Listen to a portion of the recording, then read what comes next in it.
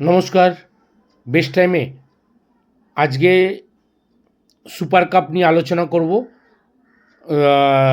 এর আগের যে ভিডিওগুলো সুপার কাপ নিয়ে আলোচনা হয়েছে, দুটো টিম মোহনবাগান ইস্টবেঙ্গল একই গ্রুপে আছে।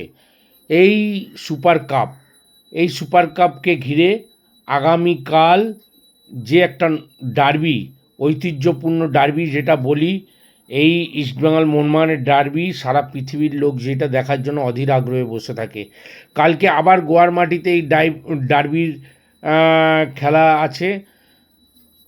হঠাৎ করে সুপার কাপ, একটা গ্রুপ থেকে একটা টিমই কোয়ালিফাই করবে। প্রথম যেদিনকে ইস্টবেঙ্গল সুপার কাপ অভিযান করেছিল সেদিনকে মোহনবাগানেরও খেলা ছিল। ইস্টবেঙ্গলের খেলা ছিল ডেম্পোর সঙ্গে, 2-2 গোলে ড্র হয়েছে। তারপরে সেদিনকেই পরের খেলা ছিল মোহনবাগানের সঙ্গে চেন্নাইকে মোহনবাগান হারিয়ে দিয়েছিল 2-0 গোলে। কিন্তু সাপ লুডোর খেলার মতো এই ডার্বির আগে একটা পরিস্থিতি চেঞ্জ হয়েছে।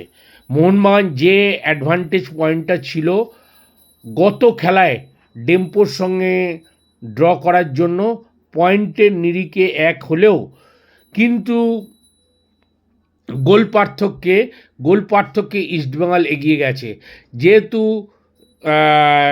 যেটা লাস্ট খেলা যেটা চেন্নাইয়ের সঙ্গে ইস্টবেঙ্গলের ছিল, বড় ব্যবধানে 4-0 ব্যবধানে ইস্টবেঙ্গল জয়লাভ করেছে। এর জন্য গোল পার্থক্যে ইস্টবেঙ্গল এগিয়ে গেছে। এখন দেখার আগামীকাল যে ডার্বিটা হতে চলেছে, সেই ডার্বিতে ইস্টবেঙ্গল মোহনবাগানের এই খেলাটা কতটা উচ্চতায় যেতে পারে। কারণ কি বলুন তো, দুটো টিমই মেপে ফুটবল খেলবে। কতটা ডিফেন্সিভটা বজায় রেখে টিমটাকে সেট করতে পারবে, হাফ লাইনটা কতটা দুটো টিমেরই বেটার খেলতে পারবে, সেই জায়গায় মোহনবাগানকে জিততেই হবে। ইস্টবেঙ্গল ড্র করলে ইস্টবেঙ্গল চলে যাবে, এরকম একটা পরিস্থিতি হঠাৎ চেঞ্জ হয়ে গেছে এই ডার্বির আগে। তাই আমরা আগামীকাল যে খেলাটা ডার্বির জন্য অধীর আগ্রহে থাকবো। আমাদের দুর্ভাগ্য টিভি চ্যানেলে দেখতে পাচ্ছি না, ইউটিউবের মাধ্যমে এই ফ্যান কোডের মাধ্যম দিয়ে আমাদেরকে দেখতে হচ্ছে। আমাদের এই এত লক্ষ লক্ষ কোটি কোটি সমর্থক, তারা নিরাশ হচ্ছে।